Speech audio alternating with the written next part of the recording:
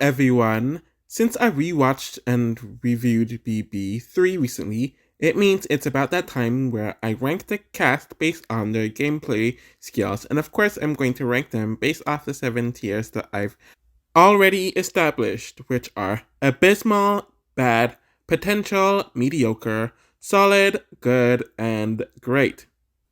Abysmal are people that are generally hopeless and are the worst of the worst.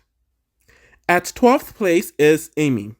Look, Amy is one of my favorite house guests of all time, but as a player, she's arguably one of the worst to be on the show. Strategically, there is really nothing there. She was friends with Marcellus, and because of that, they were aligned, but they never had a final two dear, and Marcellus was strategically closer to other people than her. Heck, we've seen him sacrifice and throw her under the bus several times throughout the season. She was aware that she was being used when she returned, but didn't care, since she just wanted to get revenge on Kiara due to personal reasons and nothing strategic. She was fine with sacrificing herself for several people, like Marcellus, Roddy, Danielle, and some others, and thought that there were no alliances in the Final Four when all of Jason, Lisa, and Danielle had deals. Amy was also kicked out of the majority alliance that she was somewhat in flick the first day or so because they just found her annoying. Amy was completely off base strategically. The very few times she was being strategic, it just wasn't there. And in addition to that, she is very loose-lipped with information, which made people trust her less. Socially, Amy was a complete dumpster fire.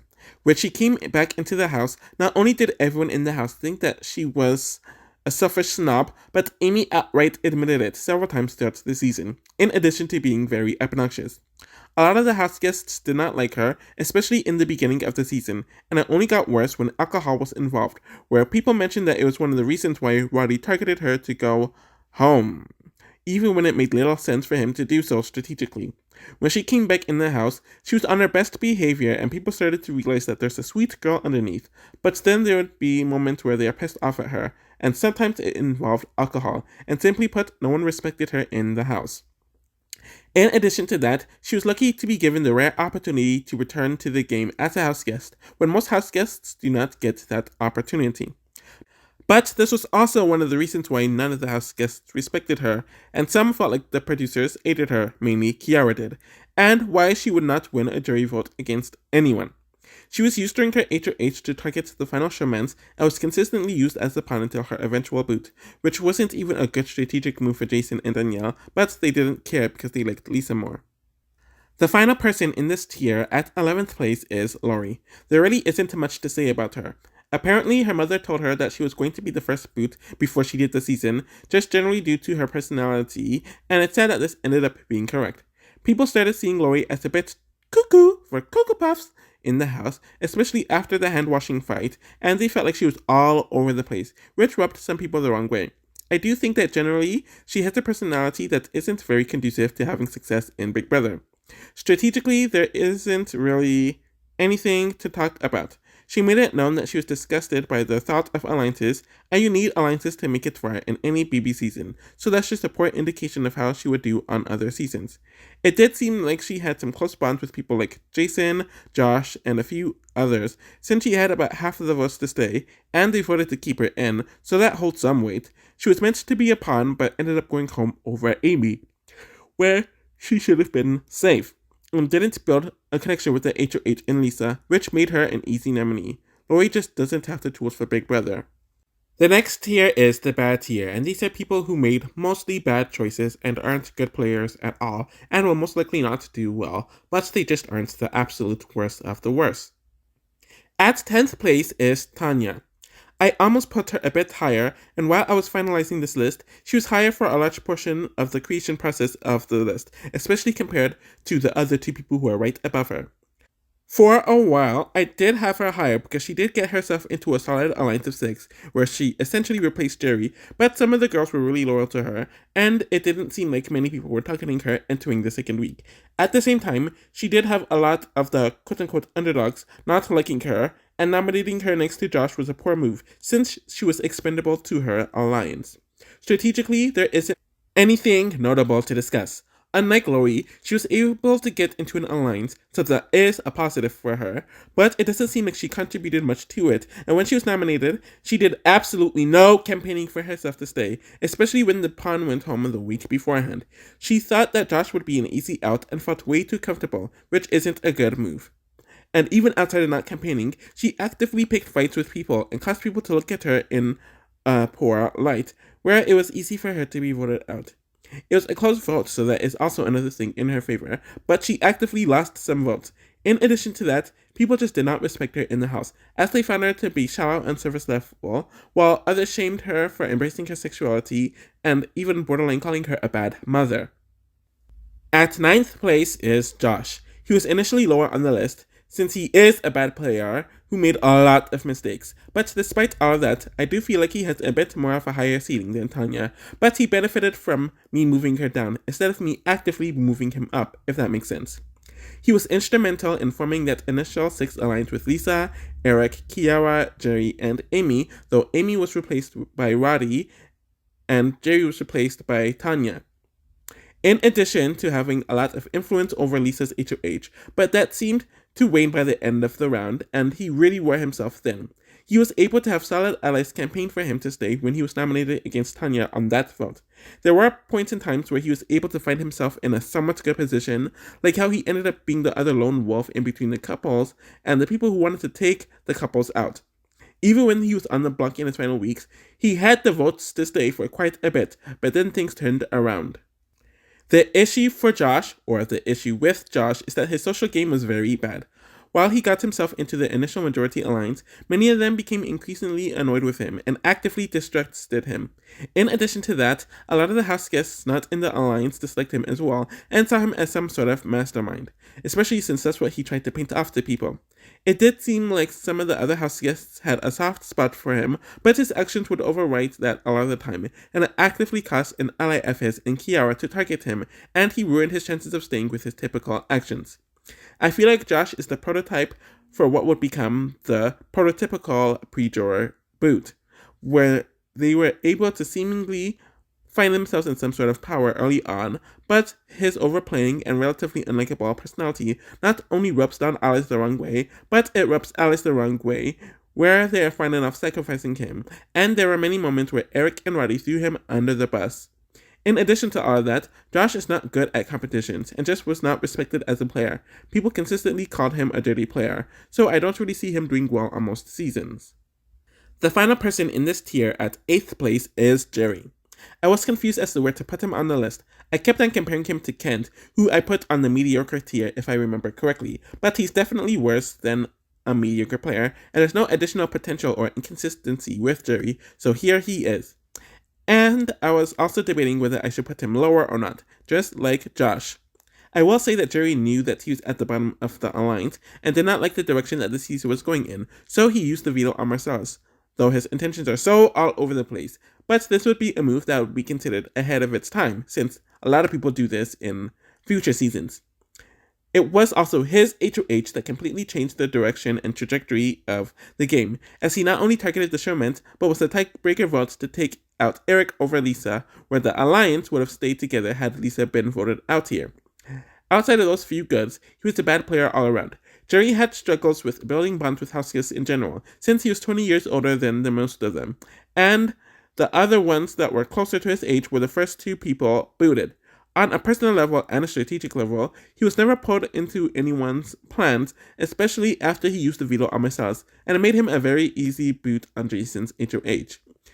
In addition to all of that, his hygiene and tendency to use identity politics generally rubbed everyone the wrong way.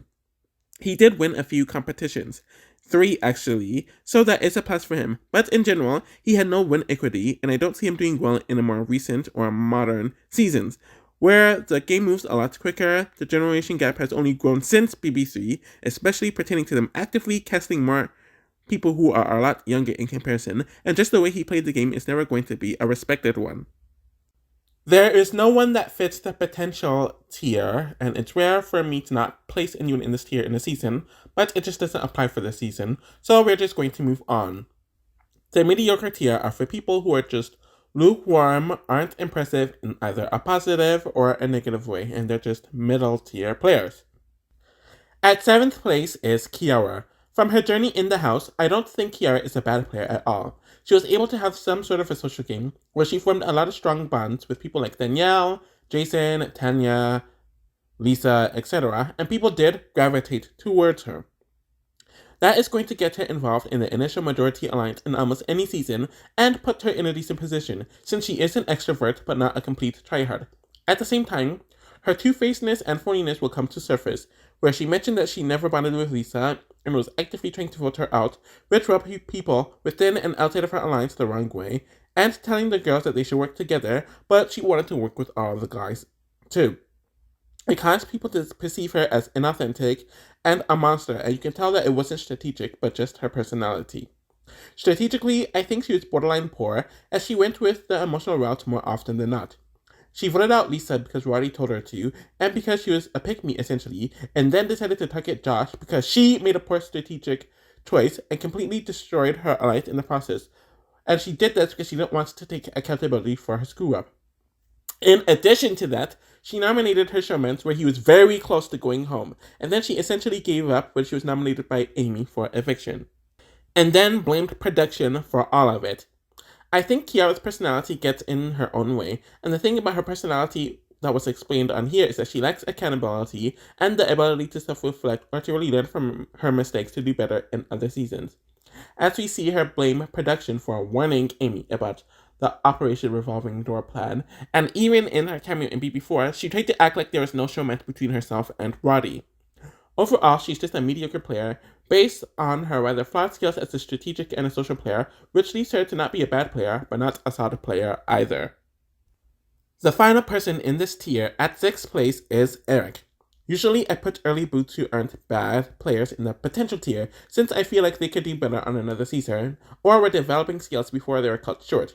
I don't feel that way about Eric at all, and I think he plays the same in almost every iteration or season he would be on, and he wasn't really developing gameplay-wise, and was just a middle-of-the-road the entire time he was in the house, meaning a middle-of-the-road player. He got into a majority alliance with people who are like him, meaning Roddy, Lisa, Kiara, Josh, and the alliance that included Josh, Tanya, Jerry, and Amy at some point in time, and I see him getting into a majority alliance with like-minded people all the time. Strategically, it does seem like Roddy was running things, though Eric would support him and offer his input.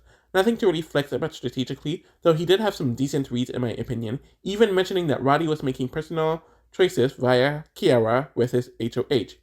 In general, he was all about group-minded think, and we saw that when he was on the block, he didn't know what to do and didn't make the bonds with the outsiders that he needed, since he just solely relied on his people.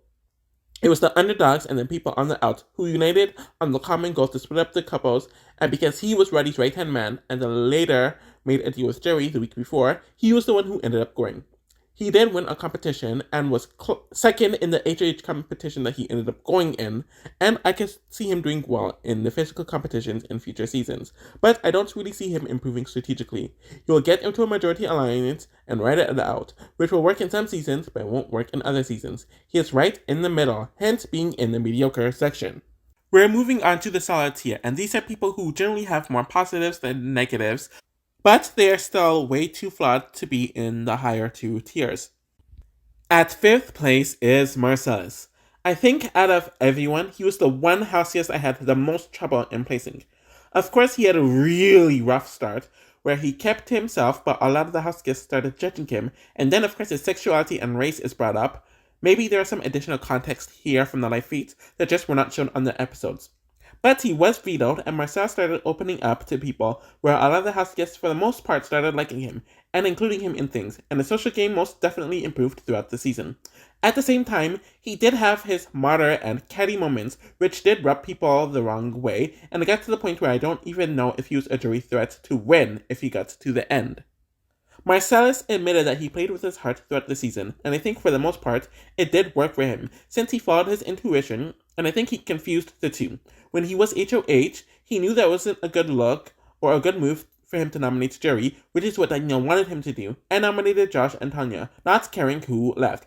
He ended up building strong game and strategic relationships with Danielle, Jason, and Jerry, where they all realized that they needed to target the couples and work with all the non-couples, which also caused him to make amends with Lisa eventually.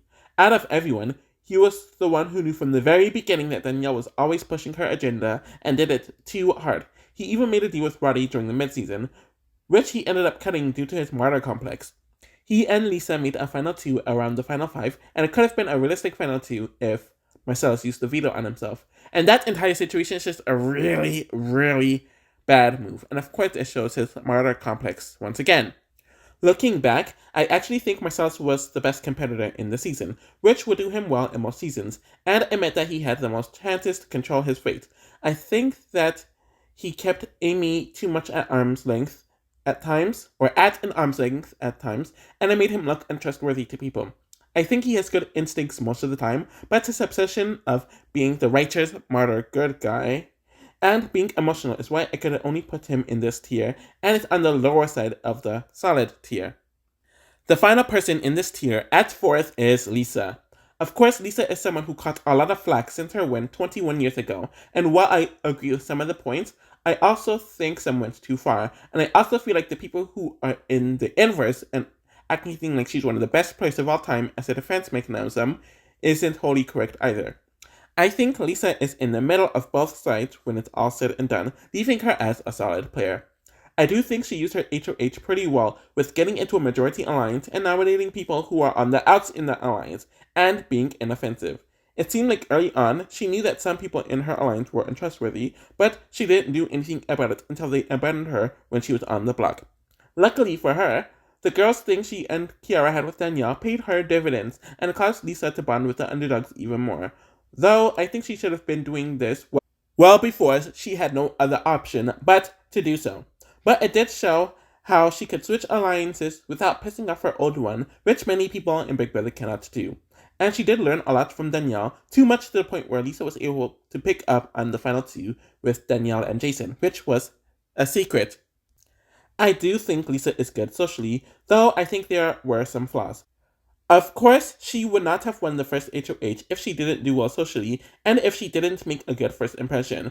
But it was as the weeks went on, she was mainly focused on her alliance in that regard, which was a problem since she was on the bottom of her alliance. She did repair things with Marcellus, who was initially close to her, and got close with Jason and Amy after that, while remaining close to Danielle throughout the season, and having a decent relationship with Roddy.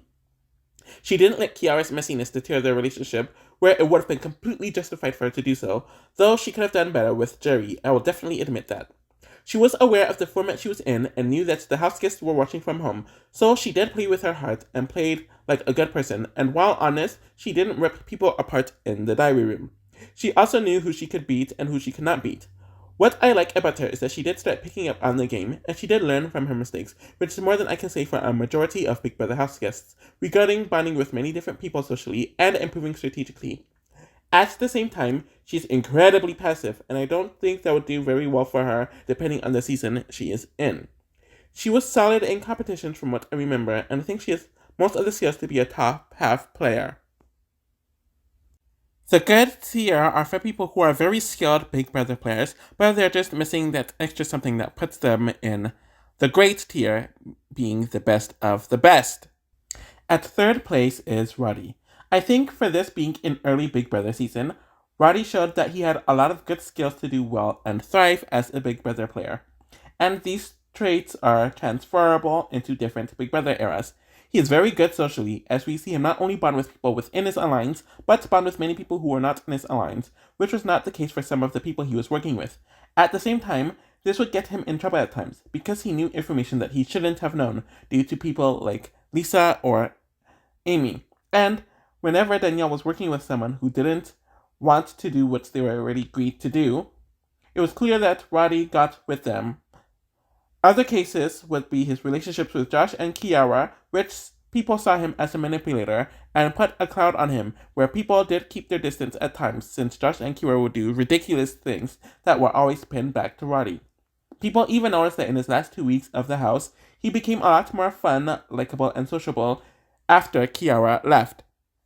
Strategically, He tried to act like he didn't have a set strategy, but it was clear that he wanted to make as many deals with people as possible, while trying to paint himself as the most honest person ever.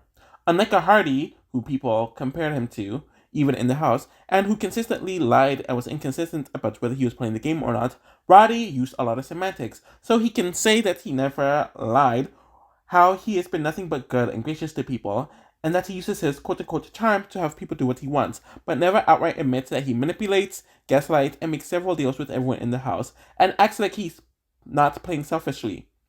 I see him getting into a majority alliance in most seasons, but what makes his game more impressive was when he was an underdog with little allies, and how he had to work people to keep him safe or to not nominate him, showing that he does well when he is and isn't in power. And he wasn't in power for half of his run in the season.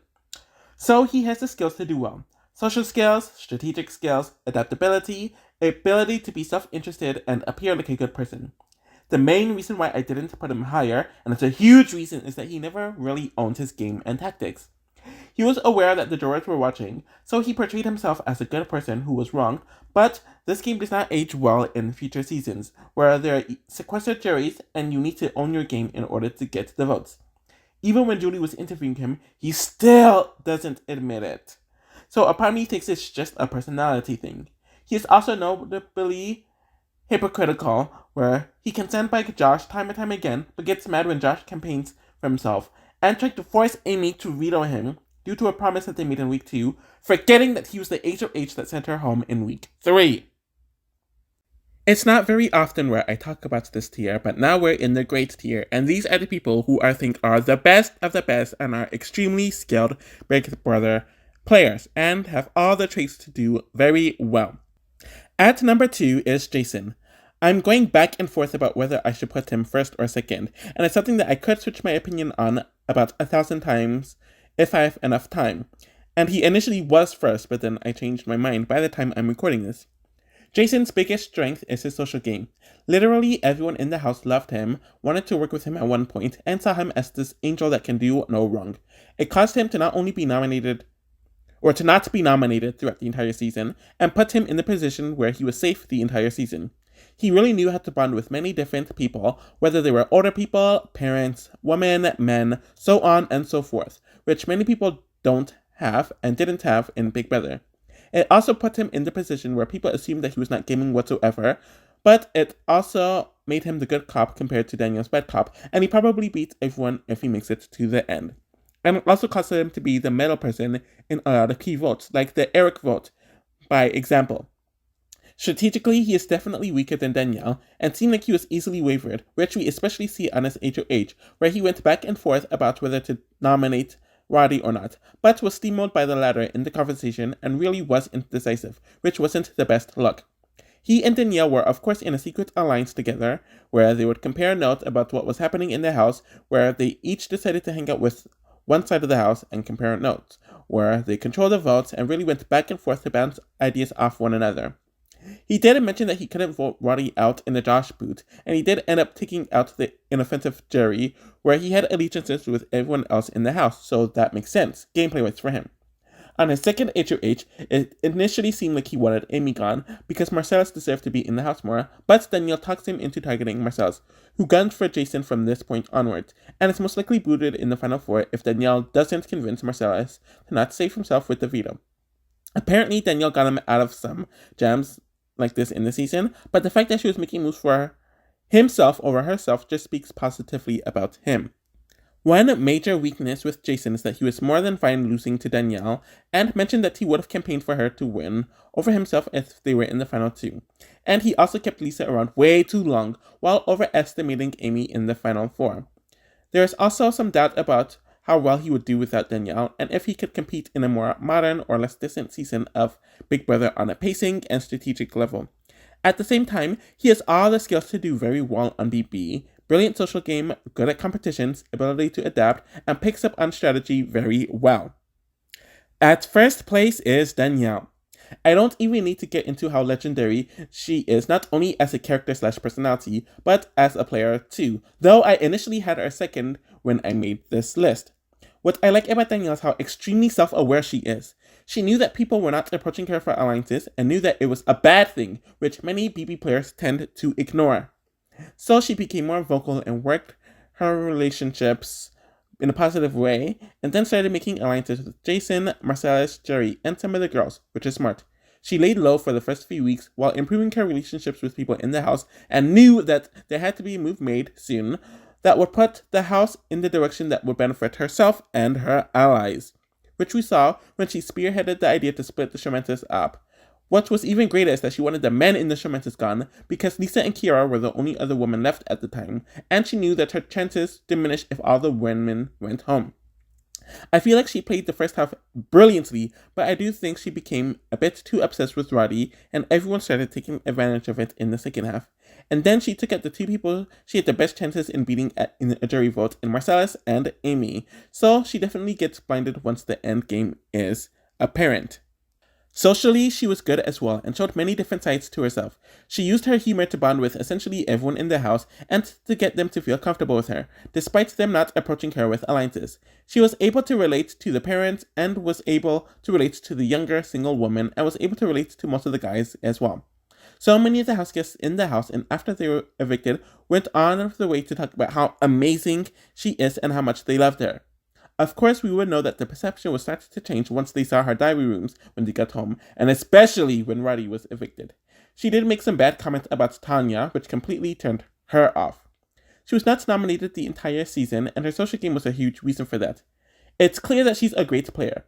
Danielle has the great social game, she has the brilliant strategy, she knows when to adapt, when to make a move, and when to keep things calm to go with the flow. She can sniff out BS from others immediately, knows people's motivations, and keeping your mouth shut and eyes open is a great way of observing the dynamics. She was a complete mastermind, and while she is seen as a villain, I think her game fell apart because she got too close to Lisa and Jason, so she started making moves that were not great for her chances in winning, and almost seemed like she wanted one of them to win. And her diary rooms were definitely faulty with the format that the jury had, which she knew about before the season started. But I think the game she played aged really well, and I can see her winning many seasons based on how she played this season. So that is how I rank the Big Brother 3 cast based on their gameplay, and it was definitely an interesting season to rewatch and an interesting cast to talk about. Now I'm going to work on Big Brother 4, which I don't really know how I feel about that since I've always found it kind of middling, so maybe I'll like it more during this rewatch and I'll see the cast in a new way. I'm going to make the Big Brother Canada Jurors Gameplay tiers ranking and the Big Brother Canada Endgamers tiers ranking, and hopefully I'll be able to make some documentaries for some BB Can house guests. I might be moving on to BB Can 1, or I might do a few from BB3, I don't really know. But those are my immediate plans right now. Thank you all for supporting, and I'll see you all soon. Bye!